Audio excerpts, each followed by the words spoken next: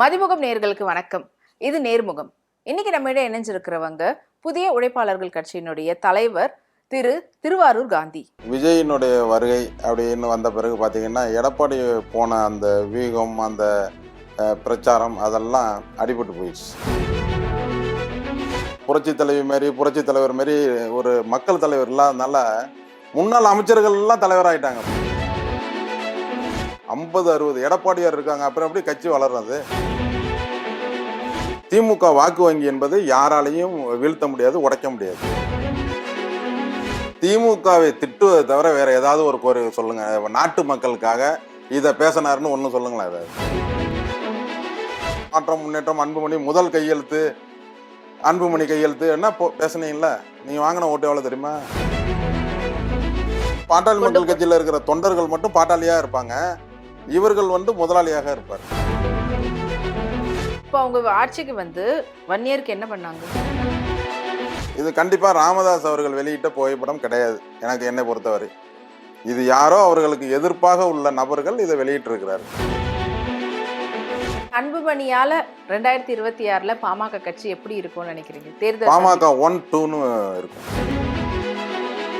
இன்றைக்கு அன்புமணி இந்த கட்சியில வந்தாரோ அந்த தேதியை பாருங்க. இந்த இளைஞரணியா வந்தாரு. அந்த வந்த இளைஞரணியில் வந்ததுலேருந்து, தலைவர் வந்ததுலேருந்து எங்கேயாவது அந்த கட்சி மேலே போயிருக்கான்னு பாருங்க. ஒரு இடத்துல கலைஞரே செய்ய முடியாத அளவிற்கு 40 தொகுதிகளில் 38 தொகுதியில் அடிச்சாங்க.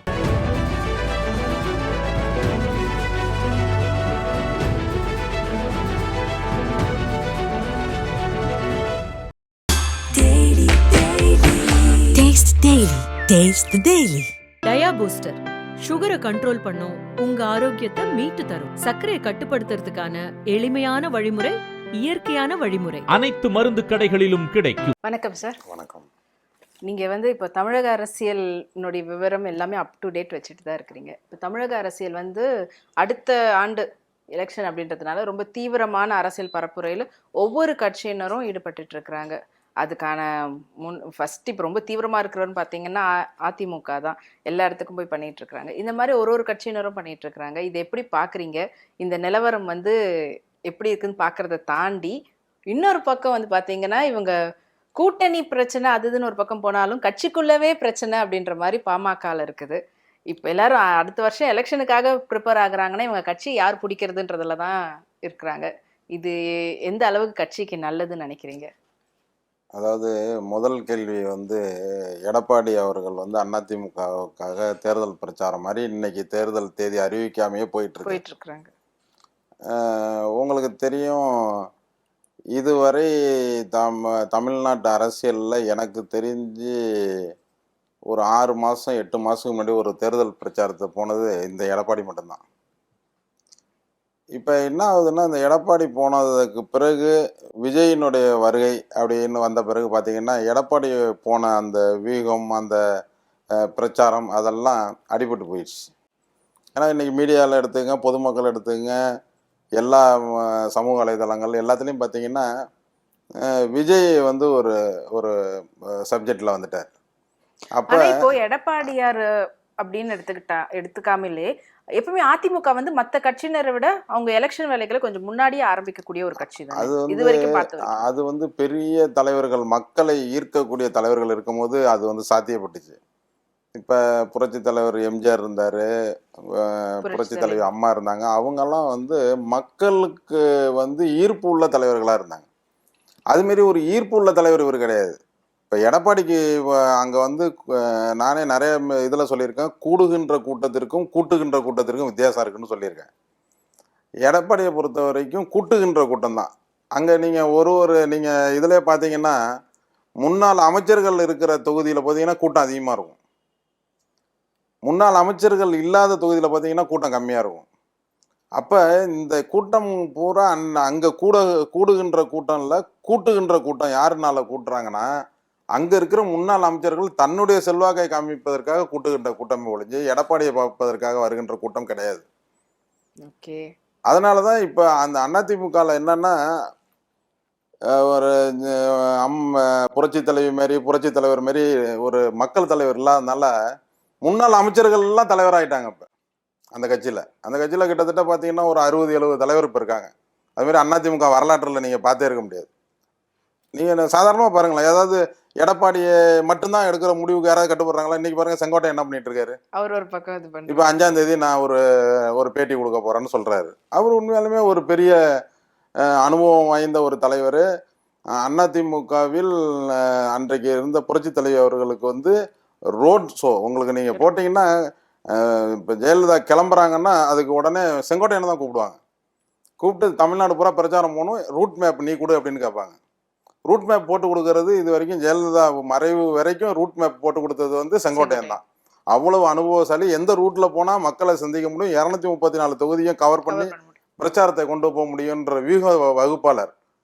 ஆனால் அவர் வந்து இன்னைக்கு வந்து முடிவு பண்ணுறாரு, இந்த ஆள் வேலைக்கு ஆக மாட்டார் அப்படின்ற முடிவுக்கு வர்றாரு நான் நினைக்கிறேன். இப்போ இருக்கிற ஒரு சுச்சுவேஷனை பார்த்தா இது ஒன்றும் தேராது இது, அதனால நம்ம ஏதாவது ஒரு முடிவு எடுப்போன்ற எழுச்சி தலைவர் அப்படின்ற மாதிரிலாம் பேசுறாங்கல்ல. ஆமாம், அதாவது இவர் எம்ஜிஆரும் ஜெயலலிதாவும் தான் ஒன்றா இருக்கிறோம், நம்ம தான் அது அப்படின்னு நினைக்கிறாரு எடப்பாடி. அது எவ்வளோ பெரிய ஒரு தப்புன்றதை நினச்சி பாருங்க. ஒன்று நீ யாராவது ஒரு தலைவர் மாரி நினச்சா கூட 2 தலைவரும் சேர்ந்து உருவான ஒரு உருவம் நான் தான் அப்படின்ற மாதிரி அவருடைய ஸ்பீச்செல்லாம் இருக்குது. அதுதான் அவருடைய வீழ்ச்சியும் காரணம். தமிழ்நாட்டு அரசியலில் வந்து ஒன்மேன் ஆர்மியாக மக்கள் தலைவராக இருக்கிறவங்க தான் ஒன்மேன் ஆர்மியாக இருக்க முடியும். இப்போ ஜெயலலிதா இருந்தாங்கன்னா மக்கள் தலைவராக இருந்தாங்க, ஒன்மேன் ஆர்மியாக இருந்தாங்க, அது எடுப்படும். உனக்கு என்ன இருக்குது? உன்னோட அமைச்சரே சொன்ன பேச்சு கேட்க மாட்டுறாங்க. உங்கள் அமைச்சரவையில் இருந்த அமைச்சர்கள் யாராவது சொன்ன பேச்சு கேட்குறாங்களா? இப்போ தேர்தல் பிரச்சாரத்தில் நீங்கள் பார்த்துருப்பீங்க, சென்ற தேர்தல் பிரச்சாரத்தில் வன்னியர்களுக்கு 10.5% கொடுக்குறாரு. எப்போ கொடுக்குறாரு? கடைசி 1 மணி நேரம் இருக்குது. தேர்தல் நன்னடத்தை விதி வருவதற்கு 1 மணி நேரம் தான் இருக்குது. 1 மணி நேரத்துக்கு முன்னாடி எனக்கு தெரிஞ்சு இந்திய வரலாற்றிலேயே ஒரு சட்டமன்றத்தில் தேர்தல் தேதி அறிவிப்பதற்கு 1 மணி நேரத்துக்கு முன்னாடி ஒரு சட்டம் பாஸ் ஆயிருக்குன்னா அது இதுதான். ஆனா அப்படி கொடுத்தவரே இப்ப நீங்க இப்படி பேசுறீங்களே, வன்னியருக்காக அவர் தானே அந்த அதுதான் நீங்க அது கொடுத்தா இது வந்து நாளைக்கு ஜுடிஷியலா நீதிமன்றத்துக்கு போனா நிக்காதுன்னு அவருக்கு தெரியும். அவரு தெரிஞ்சுதான் வேணுக்குன்னு வன்னியர்கள் ஓட்டை இதை ஏமாத்தி வாங்கலான்றதால கொடுத்தாரு. அதுல நீங்க பாருங்க, அவர் ஏமாத்துறாரு, அதுக்காக தான் கொடுத்தாருன்றதுக்கு ஒரு உதாரணம் சொல்றேன் உங்களுக்கு. 10% கொடுத்தாச்சு, தேர்தல் தேதி 1 ஹவர்ல அறிவிச்சாச்சு. அது இவருடைய நல்ல நேரமா என்னன்னு தெரியல. அந்த 1 ஹவருக்குள்ள கவர்னர்கிட்ட போய் கவர்னர் கையெழுத்து போட்டார். கவர்னர் கையெழுத்து போடுறதுக்கு ஒரு 1/2 மணி நேரம் வித்தியாசம் இருந்துச்சுன்னா அந்த சட்டம் இப்போ காலாவதியான சட்டமாக இருக்கும். இவருடைய நல்ல நேரம் அவர் போட்டுட்டாரு, சட்டம் பாஸ் ஆகிட்டு தேர்தல் பிரச்சாரம் நடக்குது. தேர்தல் பிரச்சாரம் நடக்கும்போது தென் மாவட்டங்களில் ஓபிஎஸ் பேசினதெல்லாம் எடுத்து பாருங்க. இது வந்து நான் ஒரு தவறு பண்ணிட்டோம், இவர் துணை முதலமைச்சராக இருந்து பேசுகிறாரு. அப்போ அமைச்சரவையில் இருக்கிறவங்களை வந்து உன்னால் கட்டுப்படுத்த முடியலன்றதுக்கு ஒரு உதாரணம். ஜெயலலிதா இருந்தால் பேச முடியுமா? அது மாதிரி அவங்க ஒரு சட்டத்தை பாஸ் பண்ணி தன் அமைச்சரவையில் இருக்கிற ஒரு அமைச்சர் பேசியிருந்தா அவங்க நிலைமை என்ன இருக்கும்? முதல்ல பேசி இருப்பாங்களா? அது ரெண்டாவது, பேசியிருந்தா என்ன இருக்கும்? அப்படி ஒரு சூழ்நிலையில அவர் பேசுறாரு. அப்ப வன்னியர்கள்லாம் பாக்குறாங்க, என்ன நீங்க கேட்டீங்களா, ஏன் வன்னியர்களுக்கு கொடுத்துட்டாங்க, நீங்க சந்தோஷப்பட வேண்டியதானே? ஏன் வன்னியர்கள் எல்லாரும் தோக்கடிச்சாங்க? தனக்கு சதவீதம் கொடுக்கும் போது அந்த சதவீதம் உண்மையாலுமே அதிமுக கொடுத்துருக்குன்னு வன்னியர்கள் நினைச்சிருந்தா வட மாவட்டங்கள் ஃபுல்லா ஒரு தொகுதியில கூட அவங்க தோத்துருக்க கூடாதுல்ல. இதுக்கு யாரு முழு மூச்சா இருந்து இந்த சட்டத்தை பாஸ் பண்றதுக்கு காரணமா இருந்தாரா? சி.வி. சண்முகம் தோக்குறாரு விழுப்புரம் மாவட்டத்துல, கடலூர் மாவட்டத்துல எம்.சி. சம்பத் தோக்குறாரு, வேலூர் மாவட்டத்துல வீரமணி தோக்குறாரு. அப்ப பெரிய ஆளுமையா அன்னைக்கு அதிமுக இருந்த வன்னியர்கள் பூரா தோக்குறாங்களா? இந்த சட்டம் பாஸ் பண்ணி 10வது நாள் 20வது நாள் தேர்தல். அப்ப என்ன அர்த்தம்? அப்ப அங்க இருக்கிற இன்னொரு அமைச்சர் என்ன பேசுறாரு, அதிமுகவுடைய அமைச்சர், இது சும்மா ஒரு நாமக்காக கொடுத்தோம், 6 மாசம் வரைக்கும் தான், அப்புறமேட்டுக்கு இது வந்து ஒன்றும் செல்லாதுன்னு பேசுறாரு. அப்ப அவங்களை கட்டுப்படுத்தக்கூடிய சக்தி எடப்பாடிக்கிட்ட இல்லை. அன்னைக்கு வட மாவட்டங்கள் பூரா தோத்ததுக்கு முக்கிய காரணம் அதுதான். அப்ப உங்களுக்கு உங்களுடைய மந்திரி சபையில் இருக்கிறவர்கள் உங்களோட கீழ் பணிபுரிவர்களை உங்களை கட்டுப்படுத்தக்கூடிய சக்தியை உங்கள்கிட்ட இல்லைன்னா, அதனாலதான் சொல்றேன், 50-60 தலைவர்கள், 50-60 எடப்பாடியார் அதிமுக இருக்காங்க. எடப்பாடியார் 50-60 எடப்பாடியார் இருக்காங்க. அப்புறம் எப்படி கட்சி வளர்றது? இப்பதான் இது கூட்டப்பட்ட கூட்டத்துல பேசினவரை இப்ப பத்தி பேசணும். தானா சேர்ந்த கூட்டமா ஒரு பெருங்கூட்டத்தை வந்து நம்ம சமீபத்துல பார்த்தோம் தாவேகாவுடைய மாநாட்டுல. சோ அந்த கட்சியினுடைய வளர்ச்சி இல்லைன்னா எப்படி இருக்கும்? இன்னைக்கு வந்து திமுகவை பொறுத்தவரை அவர்கள் வந்து கிட்டத்தட்ட ஒரு 50% வாக்கு வங்கியை அப்படியே தன்னகத்தை வைத்து கொண்டிருக்கிறாங்க. ஒரு உதாரணத்துக்கு சொல்றோம், போன எலெக்ஷன்ல பாத்தீங்கன்னா அவங்க 47% கூட்டணி எல்லாம் சேர்ந்து 47% வாங்கிட்டாங்க. இண்டிவிஜுவலா திமுக மட்டுமே 38 வந்துட்டு 37.8 வந்துட்டாங்க, கிட்டத்தட்ட 38 வந்துட்டாங்க. அப்ப என்றைக்குமே திமுக ஓட்டு இன்னொரு கட்சிக்கு ஸ்பிரிட் ஆன வரலாறே நீங்க பார்த்திருக்க முடியாது. அது அப்படியே அந்த ஓட்டு வங்கி வந்து அப்படியே அது வந்து அண்ணா காலத்திலிருந்து கலைஞர் காலத்திலிருந்து இன்றைக்கு இருக்கிற ஸ்டாலின் அவர்களுடைய காலம் வரைக்கும் திமுக வாக்கு வங்கி என்பதை யாராலையும் வீழ்த்த முடியாது, உடைக்க முடியாது. இப்ப ஒரு 50% வாக்கு, இப்ப இந்த 47 48ல இன்றைக்கு கமலஹாசன் அவர்களும் உள்ளே வந்திருக்கிறாங்க. அப்ப கிட்டத்தட்ட 50% வாக்கு வங்கியே தன்னகத்தை வைத்துக் கொண்டிருக்கிறது அண்ணா திமுக. மீதி இருக்கிற 50%த்தில் சீமான் இருக்கிறார், எடப்பாடியார் 60 எடப்பாடியார் இருக்கிறார்கள், விஜய் இருக்கிறார். இப்படி ஒரு சூழ்நிலை. இப்ப என்னை பொறுத்த வரைக்கும் என்னன்னா, இது அதிமுக ஒன்றும் சரி வராதுப்பா, ஆளாளுக்கு லீடர்ஷிப்பு அப்படி போயிட்டு இருக்காங்க அப்படின்னு சொல்லிட்டு அதிமுகவினுடைய முன்னாள் அமைச்சர்களுடைய மகன்கள் இல்ல அவர்களுடைய வேறு வாரிசுகள் இல்ல அவர்களுடைய உறவினர்கள் விஜய் கட்சிக்கு உடனடியாக போவதற்கான வாய்ப்பு 100% இருக்கு. இன்னைக்கு மதிமுகத்தில் நான் சொல்லுகிறேன், தேர்தல் நெருங்க நெருங்க இதை நீங்க பாப்பீங்க. அதுக்கேத்த மாதிரி விஜயும் வந்து வன்னியர் வாக்கு எப்படியாவது சேர்க்கணும்ன்றதுக்காக தான் பரந்தூர் வந்தார் அப்படின்லாம் சொன்னாங்க. அண்ட் நிறைய விஷயம் வந்து அதுக்கேத்த மாதிரி தான் அவர் வந்து அஜித் அவங்கள போய் பார்த்ததா இருக்கட்டும், எல்லாமே இது ரிலேட்டட் தான் அப்படி சொல்றாங்க. அதாவது அவர் வந்து வன்னியர்கள் மீது, வன்னியர்கள் ஓட்டு மீது ஒரு குறி வைத்திருக்கிறார் என்பதற்கு ஒரு உதாரணம் சொல்றேன் உங்களுக்கு. முதல் மாநாடு போட்டார் விழுப்புரம் மாவட்டம் விக்கிரவாண்டியில போட்டார். அங்க இருக்கிற தலைவர்களுடைய படம் நிறைய வச்சிருப்பாரு, நீங்க பார்த்துருப்பீங்க. அந்த படத்துல அவர் நடத்தக்கூடிய மாவட்டம் விழுப்புரம் மாவட்டம். விழுப்புரம் மாவட்டத்தினுடைய முதலில் ஒரு நபர்னுடைய பேர் வச்சது ஐயா ராமசாமி படையாச்சார் அவர்களுடைய மாவட்டம்னு பேர் வச்சாங்க. அப்ப அந்த ராமசாமி படையாச்சார்னு பேர் வச்சிருக்கிற ஒரு மாவட்டத்துல நம்ம முத கூட்டம் நடத்துறோன்ட்டு அந்த போட்டோல எல்லா போட்டோனுடைய தலைவர்களுடைய போட்டோவும் ஒரு கலர்ல இருக்கும். ஐயா ராமசாமி படையாச்சார் அவர்களுடைய திருவுருவ படம் அதுல வச்சிருப்பாங்க. அது வந்து ஹைலைட் பண்ணி வச்சிருப்பாங்க. நீங்க வேற கலர்ல இருக்கும், நீங்க வேணா ஜூம் பண்ணி பாத்துங்க. அப்ப அவர் என்ன சொல்ல வர்றாருன்னா, நான் வன்னியர்களுடைய தலைவராக இருந்த ராமசாமி படையாச்சார் அவர்களுடைய அந்த நினைவை போற்றுகிறேன் அப்படின்னு மறைமுகமா சொல்றாரு. அது நேரடியாக சொல்லாம அந்த அந்த போட்டோ வச்சதனுடைய விவரம் என்னன்னா, நான் அவர்களை மதிக்கிறேன், அந்த வன்னியர்களுடைய தலைவர்களை நான் மதிக்கிறேன்னு சொல்ல வர்றாரு. அதனால அந்த வன்னியர் வாக்கு வங்கியை பெறுவதற்கு முயற்சி செய்கிறார். என்னை பொறுத்தவரை இன்றைக்கு திமுக தான் அதை வந்து அறுவடை பண்ணி வைத்திருக்கிறது. ஏனென்றால் அதிமுக ஆட்சியில் வன்னியர்கள் போராட்டம் நடத்தும் போது 21 வன்னியர்களை சுட்டு கொண்டார்கள். 21 வன்னியர்கள். அந்த சுட்டு கொண்ட வன்னியர்கள் அதிமுக ஆட்சியில். ஆனால் திமுக ஆட்சிக்கு 89ஆம் ஆண்டு வரும் பொழுது கலைஞர் அவர்கள் 3 லட்சம் ரூபாய் வைப்பு நிதி கொடுத்தார்கள். 3 லட்சம் என்பது 89ஆம் வருடம் எவ்வளவு பெரிய தொகை என்பதை நினைச்சு பாருங்க. 3 லட்சம் ரூபாய் வைப்பு நிதி வச்சு இன்று வரை அவர்கள் ஓய்வூதியம் வாங்கி கொண்டிருக்கிறார்கள் அந்த குடும்பத்தை சேர்ந்த வாரிசுகள். இப்படி அந்த இறந்து போனவர்கள், கொல்லப்பட்டவர்கள் அன்றைக்கு அதிமுக ஆட்சியில், ஆனா செய்தது திமுக. அந்த 21 நபர்களுக்கும் இன்றைக்கு வந்து விழுப்புரத்தில் மிகப்பெரிய கோடிக்கணக்கான ரூபாயில் மணிமண்டபம் கட்டி அழகு பார்த்தது திமுக அரசு. இன்றைக்கு இருக்கிற ஸ்டாலின் அவர்கள் அவர்களுக்கு மரியாதை செலுத்தி அவர்களுடைய புகழை ஓங்குவதற்காக இன்றைக்கு மணிமண்டபத்தை கட்டியிருக்க. அந்த மணிமண்டபத்தை போய் இதுவரை அன்புமணியை ராமதாஸே பார்க்கவில்லை, வணங்கவில்லை. ஆனா இதுவும் ஒரு அரசியல் வியூகம் தானே.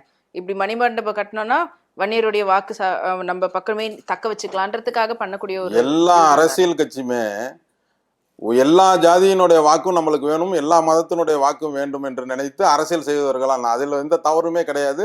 இவர்களில் யார் வந்தாலும் ராமசாமி படையாச்சார் அவர்களுக்கு கலைஞர் அவர்கள் முதலமைச்சராக இருக்கும் பொழுது கிண்டியில் முழு திருவுருவ சிலையை வைத்தார். எடப்பாடி அவர்கள் வந்து அவர்களுக்காக ஒரு கோடிக்கணக்கான ரூபாயில் மணிமண்டபம் கட்டினார். மணிமண்டபம் கட்டி அது கலைஞர் அவர்கள் சிலை வைத்தார்கள். அவரை வன்னியர்கள் உண்மையான எண்ணத்தோடு வைத்தார் என்று வெற்றி பெற வைத்துக் கொண்டே இருந்தார்கள். ஆனால் எடப்பாடி கடலூரில் திறந்தார்.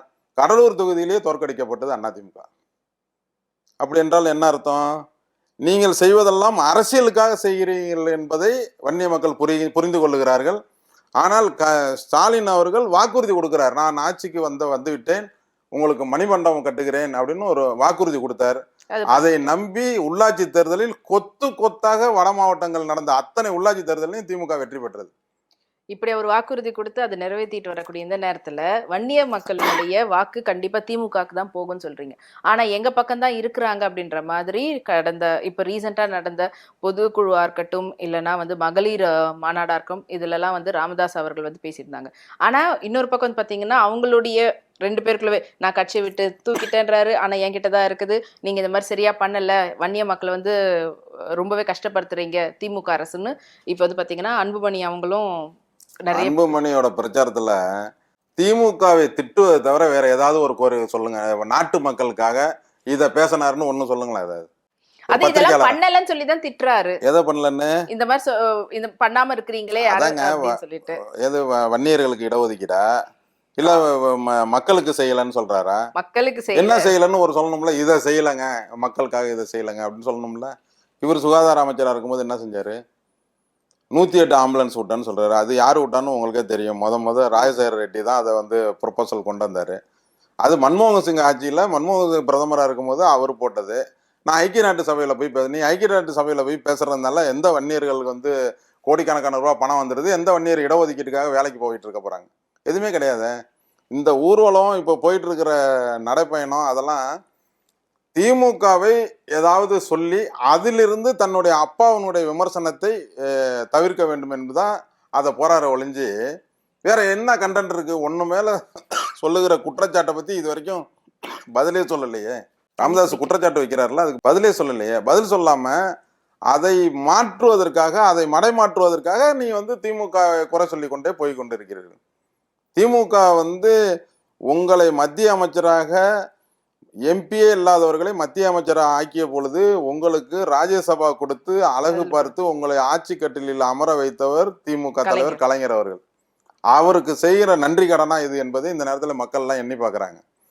இப்ப பாமகவினுடைய ஓட்டு வங்கி எல்லாரும் நினைக்கிறாங்க வன்னியர்கள் பூரா அப்படியே அங்க இருக்காங்கன்ற மாதிரி ஒரு மாய தோற்றம் இருக்குல்ல. உங்களுக்கு சின்ன கணக்கு சொல்றேன். வன்னியர்களுடைய மொத்த மக்கள் தொகை எவ்வளவுன்னு அவங்க சொல்றாங்க கணக்குல 2 கோடி பேர் சொல்றாங்க. யார் சொல்றா? பாமக சொல்றாங்க. இன்னும் மக்கள் தொகை கணக்கெடுப்பு தெரியல. ராமதாஸ் அவர்கள் 87ஆம் ஆண்டு சாலை மறியல் செய்யும் பொழுது 2% மத்திய அரசாங்கத்துல இடஒதுக்கீடு கொடுக்கணும், மாநிலத்துல 20% கொடுக்கணும்னு கேட்கிறாரு. அப்ப எவ்வளவு பேர் ஸ்ட்ரென்த் இருக்காங்கன்னா 2 கோடி பேர் இருக்காங்கன்னு சொல்றாரு. 2 கோடி பேர் இருக்காங்கன்னு தேர்தலை சந்திக்கிறாங்க. சந்திக்கும் போது அவங்க வாங்கின ஓட்டு எவ்வளவு தெரியுமா? 89ஆம் ஆண்டு வெறும் 18 லட்சம் ஓட்டு கூட கிடையாது. அப்ப கிட்டத்தட்ட நீங்க 9% ஓட்டு கூட வாங்கல வன்னியர்கிட்ட. ஒருத்தங்க பாஸ் ஆகணும்னா 100க்கு எத்தனை மார்க் வாங்கணும்? 35 மார்க் வாங்கணும். அப்படின்னா நீங்க 70 லட்சம் ஓட்டு வாங்கியிருக்கணும். 70 லட்சம் ஓட்டு வாங்கியிருந்தீங்கன்னா நீங்க வன்னியர்கிட்ட பாஸ் ஆயிருக்கீங்கன்னா அது சொல்லலாம். நீங்க கடவுள்னு சொல்லிட்டு இருக்கிற காலத்துல 89ல நீங்க வாங்கின ஓட்டு 9% தான் உங்களை ஆதரிச்சிருக்காங்க வன்னியர். உங்க கணக்குப்படியே. வேற ஆளு சொல்ற கணக்கு, அரசாங்கம் சொல்ற கணக்கெல்லாம் சொல்லல. உங்களுடைய கணக்குப்படியே 2 கோடி வன்னியர்ல நீங்க வாங்குற ஓட்டு எவ்வளவு? வெறும் 18 லட்சம் ஓட்டு கூட கிடையாது. 9% தான் வாங்குறீங்க. அப்ப மீதி இருக்கிற 81% உங்களை எதுக்குறாங்க, 91% உங்களை எதுக்குறாங்கன்னு சொல்லலாமா? இல்ல 91% திராவிட கட்சிகளை ஆதரிக்கிறாங்கன்னு சொல்லலாமா? இல்ல உங்களை எதிர்த்து வாக்களிக்கிறாங்கன்னு சொல்லலாமா? உங்களுக்கு எதிர்ப்பா வாக்களிக்கிறாங்கன்னு சொல்லலாமா? சரி, நீங்க அப்ப கூட நவீன காலம் எல்லாம் விட்டுருங்க. இன்னைக்கு மாற்றம், முன்னேற்றம், அன்புமணி நீங்க வந்தீங்கல்ல அப்பாவுக்கு பிறகு, அப்ப தமிழ்நாடு பூரா நீங்க ஒரு பெரிய பிரச்சாரம் பண்ணீங்க. மாற்றம், முன்னேற்றம், அன்புமணி முதல் கையெழுத்து, அன்புமணி கையெழுத்து என்ன பேசுனீங்கல்ல. நீங்க வாங்கின ஓட்டு எவ்வளவு தெரியுமா? இப்பயும் அதே 18 லட்சம் ஓட்டு தான். அதே 9% தான் இருக்கிறாங்க வன்னியர்கள்ட்ட. 9% வாக்கு வங்கியில பாத்தீங்கன்னா 3.5%, 4% தான். வன்னியர்கள்ட்ட நீங்க வாங்குற மார்க் எத்தனை போடுறாங்கன்னா அதே 9 மார்க் தான் போடுறாங்க. அப்ப என்ன அர்த்தம் உங்களுக்கு? உங்களை நம்பி அப்ப அந்த 9 பேர்ல 100ல 9 பேர் ஆதரிக்கிறதுல இப்ப 2ஆ போயிட்டீங்க. அப்ப இவர் ஒரு ராமதாஸ் ஒரு 5, நீ ஒரு 4ன்னு வச்சுக்கலாம். அப்ப 100 பேர்ல 4 பேர் அன்புமணியும் 5 பேரும் ராமதாஸ் கிட்டையும் இன்னைக்கு போகும்போது, இல்ல 7 பேர் ராமதாஸ் கிட்டையும் 2 பேர் ஒண்ணுகிட்டையும் வர்ற மாதிரி சூழ்நிலை தான் இன்னைக்கு இருக்கு அரசியல்ல. அதனால அவர்கள் வன்னியரை பொறுத்த வரைக்கும் ஒரு பொருட்டு கிடையாது. தேர்தலில் ஒரு கட்சியோட அலைன்ஸ் வைக்கும் போது வன்னியர்கள்லாம் திமுகவில் இருக்கிறாங்கன்னா திமுக அலைன்ஸ் இருக்கும்போது அங்க இருக்கிற வன்னியர்கள் ஒன்று சேரும்போது அது வாக்கு வங்கி பெருசாகும். அவர்கள் அண்ணா திமுக இருக்கிற வன்னியர்களோட ஒன்று சேரும்போது அந்த வாக்கு வங்கி பெருசாகும் பொழுது இண்டிவிஜுவலா அவர்களுக்கு வாக்கு வங்கி என்பதே கிடையாது. சும்மா ஒரு பிம்பத்தை மட்டும் என்பதுதான் உண்மை. நான் சொல்லுவது இன்னைக்கு டேட்டால நீங்க எடுத்து பாருங்க. நீங்க நான் ஒரு அவர்கள் மீது உள்ள காழ்ப்புணர்ச்சியிலையோ இல்லை அரசியலுக்காக பேசல, டேட்டா படியே பேசுறேன், சட்டப்படியே பேசுறேன், டேட்டா படி பேசுறேன். தேர்தல் கமிஷனுடைய வெப்சைட்ல நீங்க போய் பாருங்க, அது இருக்கும். இப்போ ஒரு கட்சியினரும் வந்து ஒரு சில விஷயங்கள்ல வந்து எல்லா சாதியினரும் கவர்ற விதத்துல பண்ணிட்டு இருக்காங்க. இவங்க வன்னியருக்கு பண்றேன்னு சொல்லிட்டு ஆனா எதுவும் பண்ண மாதிரியும் தெரியல. இதுக்கு நடுவுல எங்க போனாலுமே சரி, பொதுவான ஒரு இடத்துல இந்த சாதியினர் அப்படின்னு சொல்லும் போது இவங்க அடிதடியா தான் இருப்பாங்கன்றத அந்த ஒரு பிம்பத்தை கிரியேட் பண்ணதும் இவங்க 2 பேர் பண்ண, முக்கியமா ராமதாஸ் அவர்கள் பண்ணது தானே. இது வந்து இன்னமும் வீழ்ச்சியில தானே கொண்டு போயிட்டு இருக்கு வன்னியர்களுக்கு. அதாவது வன்னியர்கள் வந்து 87ஆம் ஆண்டு சாலை மறியல் செய்யும் பொழுது லட்சக்கணக்கான பேர்கள் மீது பொய் வழக்கு போட்டார்கள் அதிமுக அரசு. அன்றைக்கு ஒரு இடத்தில் ஒரு மரத்தை வெட்டி சாலை மறியல் செய்தவர்கள் பார்த்தீங்கன்னா ஒரு கிராமத்தில் இருக்கிற அத்தனை நபர்கள் மீது வழக்கு பதிவு செய்தார். ஒரு பஸ்ஸை உடைத்து விட்டார்கள் என்றால் அந்த கிராமத்தில் இருக்கிற அத்தனை பேர் மீதும் வழக்கு பதிவு செய்தார். யார் அக்யூஸ்டா அவங்க பேர்ல அந்த நிகழ்ச்சியை யார் செஞ்சாங்களோ அவங்க பேர்ல போடல, அந்த கிராமமே சேர்ந்து தான் செஞ்சது என்று வழக்கு பதிவு செய்தார்கள். இப்படியெல்லாம் பழிவாங்கப்பட்டு இன்றைக்கும் கோர்ட்ல நிறைய பேர் அலைஞ்சிட்டு இருக்காங்க. இன்றைக்கும் 87ல இருந்து இன்றைக்கும் இன்னும். ஆமா, அதே மாதிரி தருமபுரி இதுல வந்து 1000 பேர் மீது வழக்கு பதிவு. 1000 பேர் மீது வழக்கு பதிவுனா எவ்வளவு பேர் ஜாமீன் கையெழுத்து போடணும்? 2000 பேர் போடணும். ஒரு நபருக்கு 2 பேர் ஜாமீன் கொடுக்கணும். 2000 நபர்கள் ஜாமீன் எடுத்து இன்றும் வழக்கு நடந்துகிட்டு இருக்கு. இப்படி வன்னியர்களில் வந்து வழக்குகளில் தான் மாட்ட வைத்து கொண்டு அவர்களுக்கு குற்ற செயல்களிலே வைத்து கொண்டிருந்தால்தான் தாம் அரசியல் செய்ய முடியும் என்று எண்ணுகிறார். இன்று வரைக்கும் என்றைக்காவது ஒரு கேஸ்ல வந்து அன்புமணி வந்து இருக்காரா? எவ்வளவு பாதுகாப்பா இருக்கிறார் அவரு. ஆனால் வன்னியர்களுடைய ஏழை வன்னியர்கள்லாம் இன்றைக்கு வழக்குல இருக்காங்க. அவங்களுக்கு எந்த விதமான ஒரு உதவியும் இவங்க செய்யறது கிடையாது. அவர்கள் இண்டிவிஜுவலாக சொந்த பணத்தில் வைத்து கொண்டுதான் இன்றைக்கு அரசியல் செய்து கொண்டிருக்கிறார்கள். அது வன்னியர்களுடைய அறியாமையில் செய்கின்ற ஒரு செயல் தான். ராமதாஸ் அவர்கள் சொல்லி நீங்க பார்த்துருப்பீங்க, ஊமை ஜனங்கள் இது இன்றைக்கும் சொல்லுகிறார். எந்த ஜாதி சங்கத்திலேயாவது எந்த அரசியல் கட்சியிலேயாவது ஒரு கூட்டத்தை கூட்டி வைத்து கொண்டு நீங்கள் எல்லாம் ஊமை ஜனங்கள் அப்படின்னு சொல்லி நீங்க எங்கேயாவது கேள்விப்பட்டிருக்கீங்களா? கேவலமா இந்த அது இப்போ வரைக்கும் ஏன் யாருமே எதிர்த்து கேட்கவும் இல்லை. அதுதான் அவங்கள்ட்ட இல்ல சும்மா நான் தான் சொல்றேன்ல, ஒரு 4.5% 5% தானே ஓட்டு வாங்குறாங்க. அந்த மக்கள் மட்டும் அதை கேட்டுட்டு போறாங்க. மீதி பேர்லாம் நீ ஏதாவது பேசிட்டு போயேன்னா அதிமுக திமுக அப்படி இருக்காங்க. திமுகவுக்கு அதிகமா சப்போர்ட் பண்ணி அங்க அமைச்சர்களாகவும் எம்எல்ஏக்களாகவும் இருந்து கொண்டு அவர்களை ஒரு பொருட்டாக நினைக்கவில்லை. இல்லைன்னா எங்கேயோ போயிருக்கலாமே இவங்களுடைய ஆளுமைக்கு.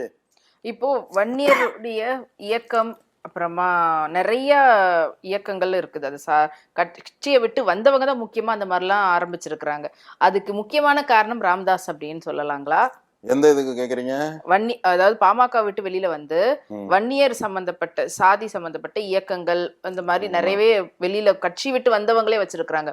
அதுக்கு முக்கியமான காரணம் ராமதாஸ் அவங்களை நாங்க எதிர்க்கிறோம் அப்படின்றதுக்காக இந்த மாதிரி ஆரம்பிக்கப்பட்டது. இது வந்து பெரிய இந்த சமுதாயம் வந்து மிகப்பெரிய சமுதாயம். இது வந்து ஒரு மைனாரிட்டி சமுதாயமா இருந்தா நீங்க பெரிய நிறைய தலைவர்கள் உருவாக முடியாது. இது 2 கோடி பேர் இருக்கிற மிகப்பெரிய கடல் மாதிரி இருக்கிற ஒரு சமுதாயம். இந்த சமுதாயத்தில் ஒரு 10 தலைவர்கள் 20 தலைவர்கள் உருவாகிட்டு தான் இருப்பாங்க. அவங்கள யாருன்னு ரெகனைஸ் பண்றது மக்கள்கிட்ட, வன்னிய மக்கள்கிட்ட தான் இருக்க ஒழிஞ்சு தலைவர்கள் உருவாவதை நீங்க தடுக்கவே முடியாது. ஏன்னா இது மிகப்பெரிய சமுதாயம். அதனால இதுல நிறைய தலைவர்கள் உருவாகிட்டே இருப்பாங்க. அதுல யாரு இந்த மக்களுக்காக செய்யறாங்களோ அவங்களுடைய கை ஓங்கி இருக்கும். இல்ல அப்படி ஆரம்பிச்சு அரசியல் ரீதியா கூட்டணி இல்லைன்னா கூட அரசியல் ரீதியா அவங்களுடைய மூமெண்ட் நிறைய பேர் நடத்திட்டு இருக்காங்க. அவங்க பேசக்கூடியது எல்லாமே வந்து ராமதாஸ் அவர்களையும் அன்புமணி ராமதாஸையும் எதிர்த்து பிரச்சாரமோ இல்ல எதிர்த்து பேசக்கூடிய விஷயங்களா தான் இருக்குது. அதுக்கு காரணம் நம்மளுடைய வன்னியர்களுக்கு ஒன்றும் பண்ணல அப்படின்றதா இல்லைன்னா அவங்கள பிடிக்கல அப்படின்றதா? இல்ல, வன்னியர்களுக்கு எது செய்யலன்றதுதான். ஏன் செய்யலன்றதுன்னா பாத்தீங்கன்னா, இப்ப வன்னியர்களுடைய காசெல்லாம் வசூல் பண்ணி வன்னியர்களுடைய பொது சொத்துன்னு ஒண்ணு ஆரம்பிச்சாங்க. இன்றைக்கு அதெல்லாம் அவங்களுடைய குடும்ப சொத்தாயிடுச்சு. அது மாதிரி வன்னியர்களுக்கு 20% இடஒதுக்கீடு வாங்க, என் பின்னாடி வாங்க, எல்லாம் சாலை மறியல் பண்ணுங்க அப்படின்னு சொல்லி 21 உயிர்களை கொன்னாங்க. 21 பேர்கள் சுட்டு கொல்லப்பட்டார்கள். அப்ப இந்த மாதிரி போராட்டங்கள் அது இது எல்லாம் செய்து வன்னியர்கள் வந்து வழக்கு அது இதுன்னு செஞ்சு ஏழ்மை நிலைக்கு வந்து இன்றைக்கு பணக்காரராக இருந்த சமுதாயம் ஏழை சமுதாயமா மாறிவிட்டது. ஆனா ஏழையாக இருந்த ராமதாஸ் குடும்பம் பணக்கார குடும்பமாக மாறிவிட்டது என்பது எல்லாருக்கும் தெரியும். பாட்டாளி மக்கள் கட்சி என்று பெயர் வைத்துக் கொண்டு உலகத்தில் இருக்கிற விலை உயர்ந்த காரில் செல்லக்கூடியவர்கள் தான் அந்த கட்சியில் இருக்கிற தலைவர்கள். இப்ப இவர்களுடைய இந்த அரசியலினுடைய விஷயத்தை எதிர்த்து சொல்லுகின்றவர்கள் எல்லாம் இவர்கள் வந்து வன்னியர்களுடைய எதிரி அப்படின்னு சொல்லுவாங்க. ஆனால் செஞ்சது பூரா பார்த்தீங்கன்னா வன்னியர்களுக்கு எதிரான செயல்களை செய்து கொண்டு வன்னியர்களை வந்து ஏமாத்துகிறதுனால எல்லாரும் நீங்கள் உங்களோட செயல்பாடு தப்புன்னு எதுக்குறாங்க. தனிப்பட்ட முறையில் அவங்க மேலே யாரு மேலேயும் கார்புல் வச்சு எனக்கு தெரிஞ்சு கிடையாது. ஆனா இப்போ இவர் சொல்லக்கூடிய விஷயங்கள் இருக்கு இல்ல சார், இப்போ முக்கியமா உங்க அப்பா பையன் அந்த சண்டைய வந்து கட்சியினருக்கு தேவையில்லாத ஒரு விஷயம். ஆனா அது வந்து பெருசாக்கி தினசரி ஏதோ ஒரு அப்டேட் வந்துட்டு இருக்கிற மாதிரி வந்துட்டே இருக்கு. அவரை வந்து நான் கட்சியை விட்டு தூக்குறேன், அவருக்கு வந்து எந்த ஒரு இதுவும் இல்லை அப்படிலாம் சொல்லும்போது இது எந்த அளவுக்கு வன்னிய மக்களுக்கு இதனால என்ன யூஸ் இருக்குது? அது எதுக்கு எப்பவுமே அவங்க வந்து லைம் லைட்ல இருக்கணும்ன்றதுக்காகவா, இல்லைன்னா கட்சி அவர் கையை விட்டு போயிடக்கூடாதுன்றதுக்கா? அதாவது பாமக செய்த இந்த விஷயத்துல வந்து ஒன்னே ஒண்ணுதான். ஜெயலலிதா அம்மையார் மருத்துவமனையிலிருந்து அவரு இறப்பு வரைக்கும் இருக்கிற செய்தி இருக்குல்ல, அது எப்படி டிவியில ஒரு லைவ்ல போயிட்டே இருந்துச்சோ அது மாதிரி ஒரு நிகழ்ச்சி இது. அதே மாதிரி இபிஎஸ் அவர்களும் ஓபிஎஸ் அவர்களும் சண்டை போட்டுக்கொண்டு ஆட்சி மாற்றம் வரும்போது ஒரு லைவ் போட்டிங்க பாருங்க, ஒரு மாசம் ஒன்றுச்சு பாருங்க, அது மாதிரி ஒரு லைவ். இதுதான், அவ்வளோதான். இதை தவிர மீடியாவில் இப்படி வந்த செய்தியை தவிர வேற எந்த புரோஜனமும் வன்னியர்களுக்கு இதில் இல்லை. அதை பார்த்தாங்கல்ல இப்போ வன்னியர்கள்லாம், அதை தவிர ஏதாவது புரோஜனம் இருக்கான்னு பார்த்தா எதுவுமே கிடையாது என்னை பொறுத்த வரைக்கும். ஏன்னா இவங்க ரெண்டு பேரும் இருக்கிற பிரச்சனையில் இன்றைய வரைக்கும் கட்சியிலேருந்து நீக்கலை. நான் நேற்று நீக்குவார்னு நினச்சேன்னா, நேற்று வந்து ஏன்னா அந்த சோகாஸ் நோட்டீஸ் கொடுத்து டேட்டு முடிஞ்சிருச்சு, 31 முடிஞ்சிருச்சு. 1 நேற்று கூட்டம் போட்டிருந்தாரு, 1 நீக்குவார்னு நினைச்சேன். ஆனால் போக போக தெரியுன்ட்டாரு. அப்ப என்ன சொல்ல வர்றாரு அவரு? நீக்க மாட்டேன் என்ன அது மக்கள் கேட்கணும்ல, என்ன சொல்ல வரீங்க நீங்க? கொடுத்துட்டீங்க, நோட்டீஸ் கொடுத்துட்டீங்கன்னா பதில் வரலன்னா அடுத்த நடவடிக்கை என்னன்னா போக போக தெரியும்னு சொன்னா நீக்க போறீங்கன்னு சொல்றீங்களா, இல்லை வச்சிருக்க போறேன்னு சொல்றீங்களா, இல்ல கட்சி அவர்கிட்ட ஒப்படைக்க போறேன்னு சொல்றீங்களா? ஏதாவது ஒண்ணு சொல்லணும்ல. ஏன்னா தெளிவாவே சொல்லவே இல்லை. அதான் போக போக தெரியும்னு சொல்லிட்டாரு, அவ்வளவுதான். பாட்டு பாடிட்டு போயிட்டாரு. அதனால இவர்களுடைய இந்த அரசியல் வியூகம் வந்து வன்னியர்கள் வந்து மறுபடியும் ஒரு 50 ஆண்டுகள் கீழ் நோக்கி செல்வதற்கான வழியை செய்து கொண்டிருக்கிறாரு. இந்த பாட்டாளி மக்கள் கட்சின்னு சொல்லிட்டு இப்போ வரைக்கும் எல்லாருமே பாட்டாளிகளாவே வச்சிட்டு இருக்காங்க. அடுத்த பாட்டாளி மக்கள் கட்சியில இருக்கிற தொண்டர்கள் மட்டும் பாட்டாளியா இருப்பாங்க, இவர்கள் வந்து முதலாளியாக இருப்பார்கள். அதானி அம்பானி மாதிரி முதலாளியாக இருப்பார். அடுத்த தட்டத்துக்கு ஒரு முயற்சி எடுத்து அந்த மக்களை வந்து கொண்டு போகணும் அப்படின்றதுக்கான ஒரு இதுவுமே அவங்க கிட்ட இல்லையே. கிடையாது. ஏன்னா அவங்களுக்கு வந்து நிறைய பணம் சேர்ந்துருச்சு, இனிமேல் சம்பாதிக்கணுன்ற அவசியம் அவங்களுக்கு இல்லை. அதனால அவங்க வந்து இருக்கிறவங்கள வச்சு ஒரு விளையாட்டு பொருளாக வன்னியர்களை வச்சு விளையாண்டுட்டு இருப்போம் அப்படின்ற சூழ்நிலையை தான் செஞ்சிட்டு இருக்காங்க ஒழிஞ்சு இப்போ அன்புமணி நடைப்பயணம் போகிறதுனாலையும் வன்னியர்களுக்கு எந்த பிரயோஜனமும் இல்லை, அவர் திமுகவை திட்டுவதனாலையும் எந்த பிரயோஜனமும் கிடையாது, திமுகவை ராமதாஸ் புகழ்வதாலையும் எந்த பிரயோஜனமும் கிடையாது, இல்லை திமுகவை வாழ்த்துவதாலையும் எந்த பிரயோஜனமும் கிடையாது. எல்லாருமே இவங்க வந்து பவரில் இருக்கும் போதெல்லாம் எதுவுமே செய்யலை வன்னியர்களுக்கு. இப்போ பவரே இல்லாத போது என்ன அவர்களால் செய்ய முடியும்? மத்திய அமைச்சராக இருக்கும்போது அன்றைக்கு 2% மத்திய அரசாங்கம் வாங்கியிருக்கலாம். மாநிலத்தில் 18 எம்எல்ஏக்கள் இருக்கும் பொழுது மாநில அரசாங்கத்திடம் பேசி வாங்கியிருக்கலாம் சதவீதத்தை. இன்றைக்கு ஒன்றுமே இல்லாமல் இவரே எம்பியா இல்லாமல் போய் நின்று கொண்டு திமுகவை திட்டுவதை தவிர வேறு என்ன இருக்கிறது? தமிழக அரசியலில் இன்றைக்கு என்னை பொறுத்தவரை திமுக என்பது 50% வாக்கு வங்கியை வைத்து கொண்டு நிலையான ஒரு தேர்தலை சந்திப்பதற்கு தயாராக இருக்கிறது 2026. அதே விஜய் அவர்கள் அதிமுகவை சேர்ந்த முன்னாள் அமைச்சர்களுடைய நாம் முன்னே சொன்னும்போது வாரிசுகள் இல்லை உறவினர்கள் இல்லை அவர்களுடைய சொல் பேச்சை கேட்பவர்கள் எல்லாம் விஜயனுடைய கட்சியில் இணைந்து மிகப்பெரிய அளவில் அந்த கட்சி வந்து பிரதான எதிர்கட்சியாக இங்கே வருகின்ற வாய்ப்பு அதிகமாக இருக்கிறது. திமுக பிரதான எதிர்கட்சி, சின்ன எதிர்கட்சியை வச்சு பிரதான அளவுக்கு ஓட்டு வங்கியை வாங்கி மிகப்பெரிய அளவில் 2வது முறையாக ஆட்சி அமைப்பதில் எந்த விதமான மாற்றமும் எனக்கு தெரிந்து இல்லை. ஆனா இப்ப அவங்க ஆட்சிக்கு வந்து வன்னியருக்கு என்ன பண்ணாங்க? யாரு? திமுக. ஒன்னொன்னா உங்களுக்கு சொல்றேன் பாருங்க. வன்னியர்களுடைய இந்த 10% இடஒதுக்கீட்டை கடைசி நேரத்தில் அறிவித்து அதை சட்ட அங்கீகாரம் இல்லாமல் ஆக்கினார்கள். திமுக ஆட்சிக்கு வந்தவுடன் சட்டசபையை கூட்டி அதிமுக ஆட்சியில் செய்தாலும் கூட அது பரவாயில்லை, அதிமுக என்ன செய்வாங்க, ஆட்சிக்கு வந்தா திமுக செய்யற திட்டங்கள்லாம் கேன்சல் பண்ணுவாங்க. ஆனால் ஸ்டாலின் அவர்கள் முதலமைச்சராக பதவியேற்றவுடன் அந்த 10% உடனடியாக சட்டமன்றத்தில் நிறைவேற்றி மத்திய அரசுக்கு அனுப்பி அது சட்ட அங்கீகாரம் கொடுத்தவர் ஸ்டாலின் அவர்கள். அதே மாதிரி ஆட்சிக்கு வந்த பிறகு மணிமண்டபம் கட்டுவேன்னு நான் முன்னாடி சொல்லியிருந்தேன், மணிமண்டபம் கட்டுவேன்னு சொல்லியிருந்தாரு. மணிமண்டபத்தை கட்டி திறந்தும் விட்டார். அந்த திறப்பு விழாவுக்கு கூட இவர்கள் போவதற்கு மனமில்லை.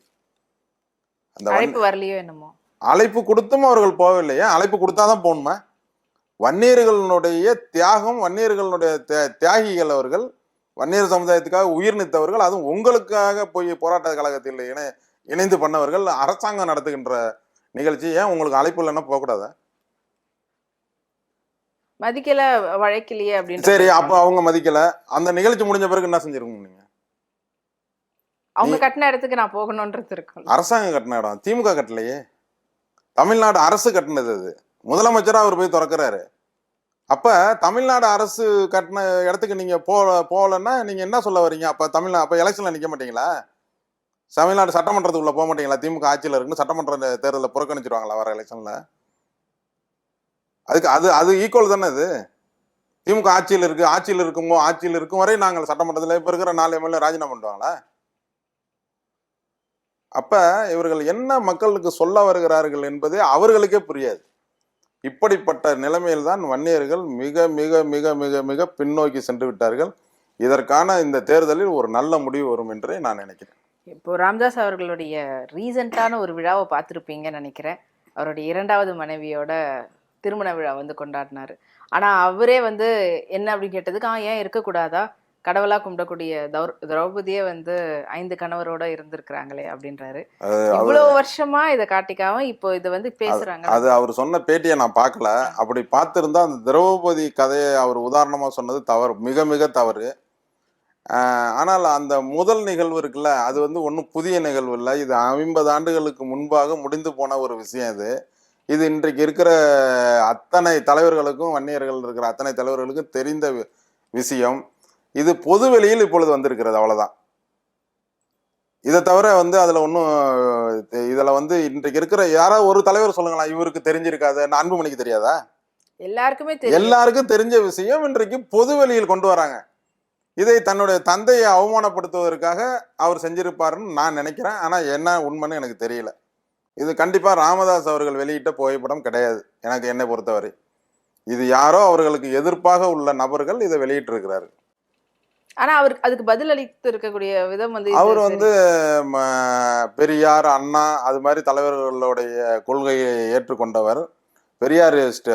அவர் சாமியெல்லாம் கும்பிட மாட்டார். பெரியாரிஸ்ட் அவர் ராமதாஸை பொறுத்தவரை. ஆனா அன்புமணி அப்படி கிடையாது. அதனால அவர் அதை ஈஸியா கடந்து போனாரு.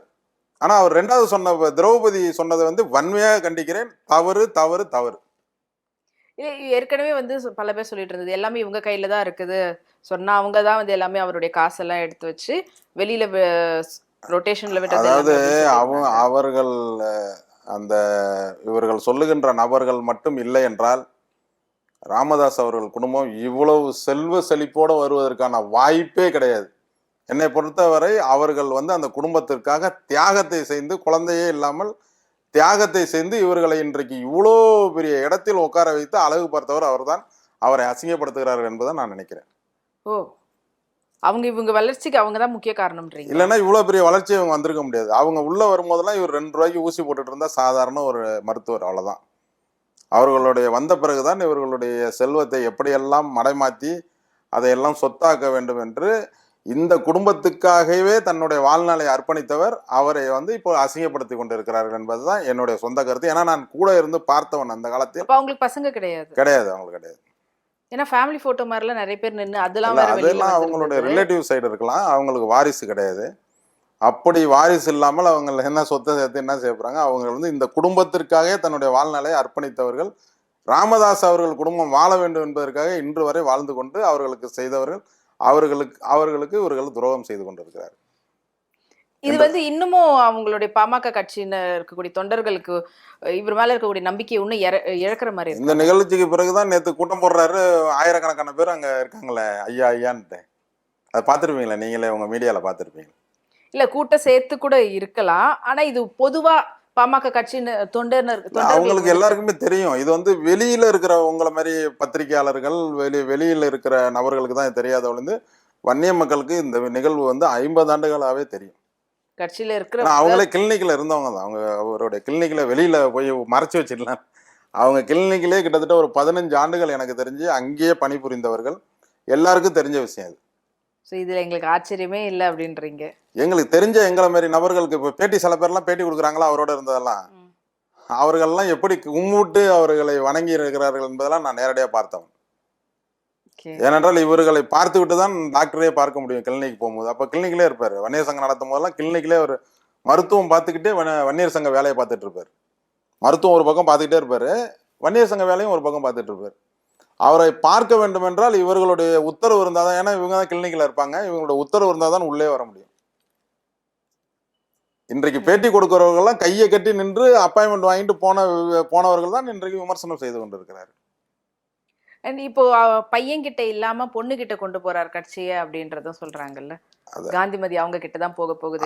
அதுவும் தப்பு தான். அது மாதிரி கொண்டு போறது. ஏன்னா இன்றைக்கு கட்சி அங்கீகாரம் கிடையாது அந்த கட்சிக்கு. இந்த கட்சி அந்த கட்சின்னு தேர்தல் கமிஷன் வந்து ஒரு உத்தரவை, இந்த கட்சியில் அங்கீகாரம் இல்லாத கட்சிக்கு எந்த உத்தரவும் போட முடியாது. இவர்கள் நீதிமன்றத்துக்கு போய் நீதிமன்றத்தில் என்ன சொல்லுவது அதுதான் முடிவாக இந்த கட்சிக்கு வரும். இல்ல இப்ப அன்புமணி ராமதாஸ்க்கு இல்லாம காந்திமதி அவங்க கைக்கு போச்சுன்னா ஒன்னாவது அவர் யாரு ஒரு பக்கம் அக்கா, ஒரு பக்கம் சம்பந்தி அவருக்கு அன்புமணிக்கு. அவரு கொஞ்ச நாள் கழிச்சு அவங்க வந்து என்னால முடியலப்பா, பொம்பளையா இருந்து நீனே பாத்துக்கப்பா அப்படின்னு சொல்லிட்டாங்கன்னா மறுபடியும் அவர் கையில தான் வரும். அதுல ஒன்றும் பெரிய ஆச்சரியப்படுறதுக்கான விஷயம் கிடையாது. ஒரு புதிய லீடரை உருவாக்குனா அது ஒரு கேள்வி பொருளா நம்ம கொண்டு வரலாம். அவங்க அக்காவே கொண்டு வர்றது ஒரு பெரிய கேள்வி பொருள் கிடையாது. ஆனா இது எல்லாத்துக்குமே பின்னணி வந்து சௌமியா தான் அப்படின்றாங்க. அது அன்புமணிக்கு வந்து ஒன்றும் அவ்வளவு விசியாதி இல்லாத ஆள் கிடையாது. அவர் ஏதோ ஒன்றை கணக்கில் வச்சு அதை செஞ்சுக்கிட்டு இருக்கிறாரு. அது என்னன்னு அவருக்கு தான் தெரியும், அன்புமணிக்கு தான் தெரியும். ஆனா அன்புமணியால 2026 பாமக கட்சி எப்படி இருக்கும்னு நினைக்கிறீங்க? தேர்தல் பாமக 1-2ன்னு இருக்கும். ஓ, பிரிஞ்சிடும்னே சொல்றீங்களா? பிரிஞ்சு தானே இருக்கு. பாமக 1-2ன்னு இருக்கும். பாமக 1, பாமக 2ன்னு இருக்குல்ல. பாமக ராமதாஸ்னு பிராக்கெட்ல வரும், இங்க பாமக அன்புமணின்னு பிராக்கெட்ல வரும். ஜான்னு இருந்துச்சுல முன்னாடி, அது மாதிரி வரும். இவங்க ஆனா கூட்டணி எப்படியும் தனித்து நிக்க மாட்டாங்க, கூட்டணியில் தான் நிப்பாங்க.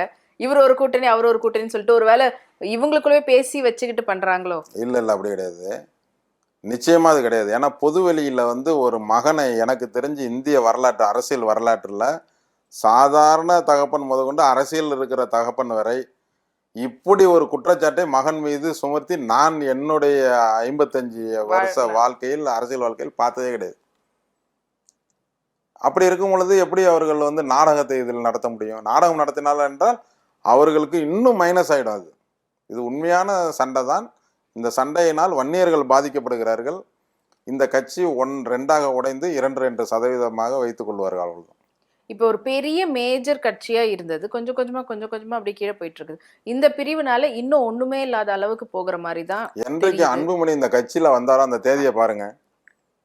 இந்த இளைஞரணியா வந்தாரு. அந்த வந்த இளைஞரணியில வந்ததுல இருந்து, தலைவர் வந்ததுல இருந்து எங்கேயாவது அந்த கட்சி மேல போயிருக்கான்னு பாருங்க. ஒரு இடத்துல கிராஃப் கீழே தான் போயிருக்குது. அதுவும் இல்லாம தலைவரா வந்த பிறகு அவருடைய இந்த கட்சியோட அரசியல் வாழ்க்கையை பாருங்க. அதனால ஒரு நிறுவனத்தை பெரிய நிறுவனமாக உருவாக்கி, பெரிய ஒரு அரசியல் கட்சியாக உருவாக்கி, மத்திய அமைச்சர்கள் மாநிலத்தில் தன்னுடைய ஆளுமையோட ஆட்சி அமைக்கின்ற சூழ்நிலை இப்படியெல்லாம் இருந்த இந்த கட்சியை இவருடைய வருகைக்கு பிறகு இன்றைக்கு தேஞ்சு கட்டரும்பாக போய் அரசியலே தெரியாம வந்துட்டாரோ? அது இருக்கலாம். அரசியல் தெரியாது, அவரே சொல்லிட்டாரு அவங்க அப்பாவே. அரசியலே தெரியாதவன் தூங்கிட்டு இருக்கிறான், இவனை கொண்டு வந்து இதில் போட்டது பெரிய தப்பா போச்சு, இப்போதான் ஏந்திரிச்சு சுத்திட்டு இருக்கான்னு அவங்க அப்பா சொல்றாரு. இதை நான் சொல்லணுமா? அதுக்கும் பதில் சொல்லல அவரு. பதில் சொல்லாம இருக்கிறதும் ஏதாவது ஒரு இதுவா இருக்குமோ? பதில் சொன்னா உண்மையை வெளியில வந்துடும்ல, அடுத்த பதில் அவர் சொல்லுவார்ல. அதனால கடந்து போயிடலாம்னு நினைக்கிறாரு. ஏன்னா ஒரே ஒரு ட்ரிப்பு இவர் தேவையில்லாம பதில் சொல்ல போய் தான் இந்த கட்சியே உடஞ்சிச்சு.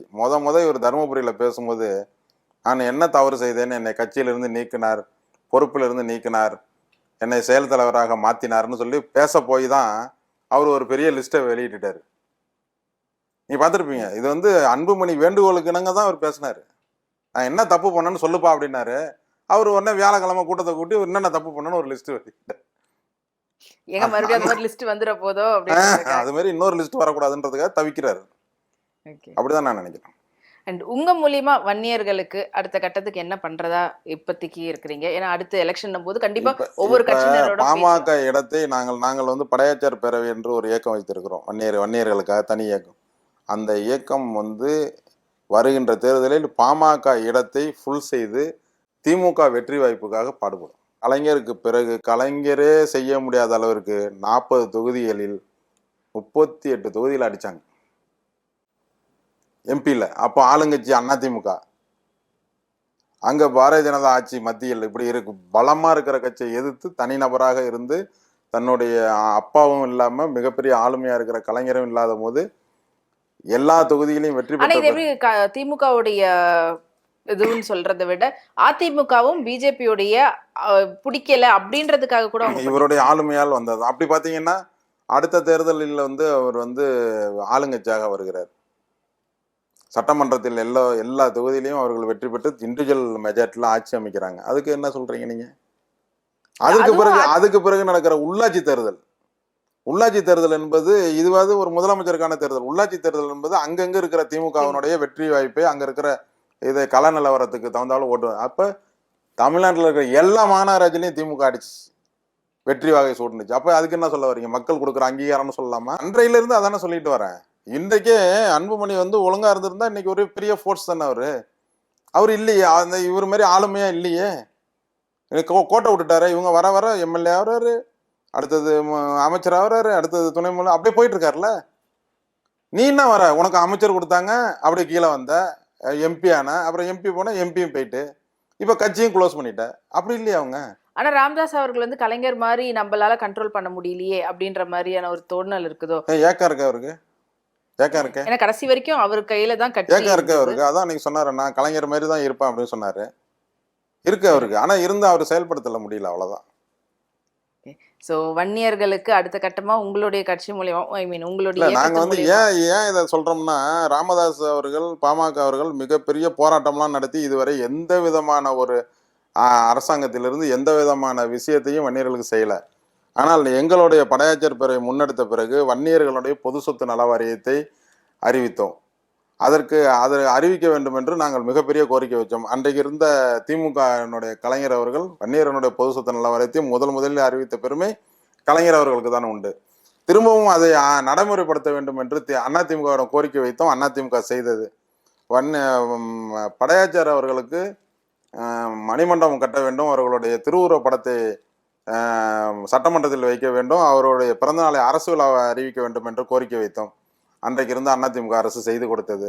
அதற்காக அன்றைக்கு முதலமைச்சராக இருந்த எடப்பாடி அவர்களுக்கு மிக பிரம்மாண்டமாக ஒரு பாராட்டு விழாவை நான் நடத்தினேன் சென்னையில். இப்படி எங்களால் அதிகாரத்தில் எம்எல்ஏ எம்பியா இல்லாமல் எங்களால் செய்ய முடிஞ்ச விஷயத்தை ஏன் உங்களால் செய்ய முடியவில்லை என்பதுதான் நான் கேட்கிறேன். அப்ப இனிமேல் நாங்கள் அதிகாரத்தில் நாங்களும் வந்துதான் இதை செய்ய வேண்டும் என்ற சூழ்நிலை உருவாகிறது. அதனால் வருகின்ற சட்டமன்றத்தில் உள்ளே நுழைவோம், வன்னியர்களுக்காக அங்கே குரல் கொடுப்போம். அதில் எந்த விதமான மாற்று கருத்தில் இது காலத்தின் கட்டாயம். இது எல்லாத்துக்கும் முக்கியமான காரணம் ராமதாஸ் அவர்கள் எதுவும் செய்யாததுதான். ஆமா, பாமக சார்பாக வன்னியர்கள்லாம், அப்பாவி வன்னியர்கள்லாம் அங்கே தொண்டர்களாக சிக்கி இருக்கிறார்கள். அவர்களுடைய நல்வாழ்வுக்காக இந்த முடிவை படையாச்சார் பறவை எடுக்கும். கண்டிப்பா அந்த தொண்டர்கள்லாம் உங்க பக்கம் வருவாங்கன்ற நம்பிக்கை இருக்கு அவங்களுக்கு. ஏன் இவ்வளவு பெரிய விஷயத்தை செஞ்சிருக்கோம்ல, இப்பதான் ஒன்னொன்னா சொல்லிட்டு வந்தால பட்டியலிட்டணும். அது மாதிரி பட்டியலிட சொல்லுங்க. அவங்கள ஒண்ணுமே பட்டியலிட முடியாது. இந்த இதுக்கெல்லாம் இப்ப சொல்லிட்டு வரல. நீங்க ஆட்சியில் கூட்டணி வைக்கும் போது இந்த கோரிக்கை வைக்கணும்ல, வைக்கல. நீங்க வைக்கவே இல்லை. இப்ப நாங்க அதிகாரத்திலே இல்லாமல் கோரிக்கை வைத்து பெறும்போது நீங்கள் அதிகாரத்தில் இருக்கும்போது ஏன் வைக்க? அப்படி என்றால் உள்ள போய் சொல்லிட்டு வருவாங்க போல இருக்கு. நாங்க கேட்கற மாதிரி கேட்போம், நீங்க கொடுக்காதீங்கன்னு சொல்லிட்டு வருவாங்களான்ற மாதிரிலாம் இப்ப பேச ஆரம்பிச்சுட்டாங்க. என்ன மீடியா இருக்கு, எல்லாரும் தெரியுது. இப்போ நீங்க திமுகவுடைய கூட்டணி அப்படின்னு கன்ஃபார்ம் பண்ணிட்டீங்க. ஒருவேளை விஜய் கட்சி சார்பாக ஏதாவது வந்து பேசினாங்கன்னா? இல்ல அவர்தான் நான் சொல்லிட்டேன்ல, அவரு எதிர்கட்சியா வருவாரு, ஆளுங்கட்சியா திமுக வரும். அதிமுக என்று 3வது இடத்தில் இருக்கும். இதுதான் வருகின்ற தேர்தலில் இருக்கும். அதனால் யாரு ஆட்சியில் வந்தால் இந்த வன்னியர்களுக்கு செய்வார்களோ அவர்கள் பக்கம் நாங்கள் நிற்போம். உங்களுடைய கருத்துக்களை பகிர்ந்துட்டு நன்றி. நன்றி. இன்னைக்கு நேர்முகம் நிகழ்ச்சியில நிறைய விஷயம் கேட்டு தெரிஞ்சுக்கிட்டோம். இதே போல வேற ஒரு விருந்தினரோட உங்களை மீண்டும் சந்திக்கிறேன். நன்றி, வணக்கம்.